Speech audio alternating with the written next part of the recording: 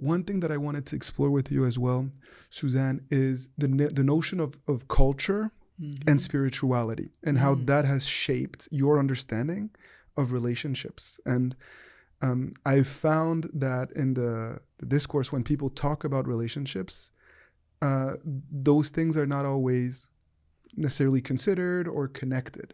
And so whether you want to talk about culture or spirituality, anything that you would like to share that you feel has influenced your understanding and your approach to relationship education.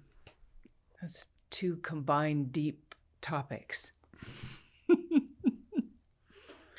Well, let me start with spirituality, because I think I was going to say more important, but it I think connects to the communication in a really vital way. With spirituality, couples can seek inspiration towards whatever it is that they're struggling with. They recognize each other as having a soul or a spirit that is not necessarily visible to each other, but it's part of what builds connection between them. And everyone manifests spirituality in different ways. Some couples may choose to pray together, or actually individually or together, and that influences them. For some couples, that doesn't work at all. Some people may go to a worship service. Some people may simply enjoy the awe-inspiring part of being out in nature. People connect with the feeling of spirit in lots of different ways. But when a couple tunes in to honoring the spirit of each other and tuning into spiritual inspiration, they are more likely to come up with ideas and solutions that they would never have dreamt of otherwise. It's I often ask couples to put a bowl between them and to visualize what they're sharing with each other going into that bowl. And then tuning into what spiritual inspiration influences what they're both sharing and what's mixing together. And it's the combination of all of it that arises new things, that helps them to see new perspectives, that helps them to see each other's perspectives perhaps for the first time. A couple that I was working with came to me because they had different perspectives on an issue, and they absolutely could not agree. They could not see each other's perspectives at all. Mm-hmm. And I had them take half a step back and start to put their perspectives out in the middle. And then, of course, added my own coaching. And as they started to see the influence of their perspectives mixing together and started to have enough ego detachment from what they had said to be able to see spiritual influence over what it is that they were sharing, all of a sudden they were listening to each other. They could hear and see the perspective of each other. And out of that then arose a solution that none of us saw at the beginning. And to me, that's one of the most amazing things out of Acordia Way, right, is the arising of something new, the arising of something that none of us planned ahead of time. In fact, I find when someone arrives at a conversation where they're going to be discussing something difficult, if they've already decided on what the outcome should be, it totally sabotages the whole thing, because there's no room for that inspiration to arise. That's so beautiful.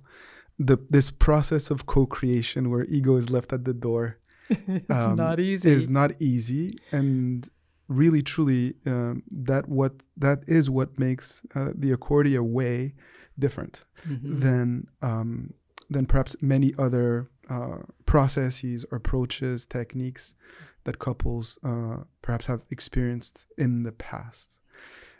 What you touch on, to me, goes back to the potential of the human being, and this capacity that we have to use our rationality, to use that faculty, to use imagination, to curiosity. Thank you very much. But all of those things cannot really truly be tapped into if we are in this combative dynamic. Indeed. Or if we are forcing an outcome that has already been determined in our head. And it's easier said than done. Of course, I've come into many conversations with my wife where I was ready to tell her this is what we need to do. But for that to happen, there needs to be a space of emotional safety, right? You need to be willing to detach and to let go and to trust that this person that you're with has the capacity to also really find that space of co-creation together. And so what we're touching on really is this concept of Acordia way that I hope that we can discuss a little bit together today for the first time in person, which is so cool. So why did you feel that it was necessary for us to go beyond traditional conflict management, which is, I think, the perspective that many people have in trying to fix the issues that they cannot come to terms with? What most people in our field and most couples operate under is what I believe is a myth. It's an unwise assumption that conflict has to be part of the culture of a relationship, of a marriage. Inevitable. Right. And we see it out in the world. There is still an attitude that war has to happen, right? This is part of the culture that is around us, around the entire planet, that war is inevitable, that it will always be. Conflict has to happen between people. And I think one of the gifts of the last few decades is starting to see that we can have pockets of time where there are not big wars happening on the planet.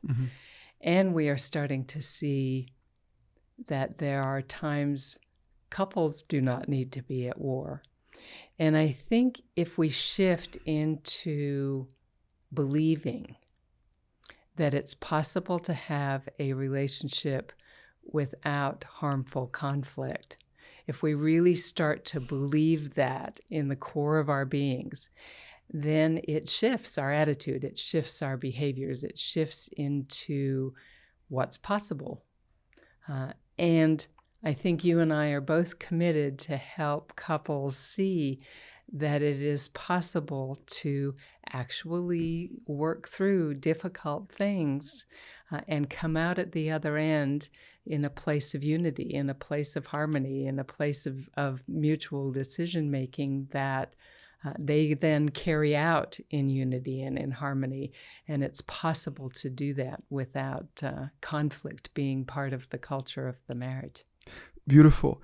I know when I've described the Acordia way to people around me, they were inspired, but they were also skeptical. Is this even possible? Have you ever seen couples that don't experience this conflict? And so my question is, have you, beyond your marriage with Phil, have you seen clients, couples that are able to just be in this constant state of peace and harmony? Yeah, when you use the term constant state of peace and harmony, that does sound a little unlikely in most families, in most relationships. There's always challenges that come up. The shift is how they respond. And yes, what I'm seeing in clients is when they begin to use these tools, they get to a good place faster. Right. They get to a place where they don't want to argue, they don't want to fight. One of the things that we tend to do as human beings that makes no sense, except we all seem to do it, is when we try and address an issue. So the issue might be, all right, we've got conflict in the marriage. We keep trying to do the same thing over and over, thinking that it will make a difference. And when it doesn't make a difference, we do more of it. And then we do more of it. And the conflict instead then gets worse.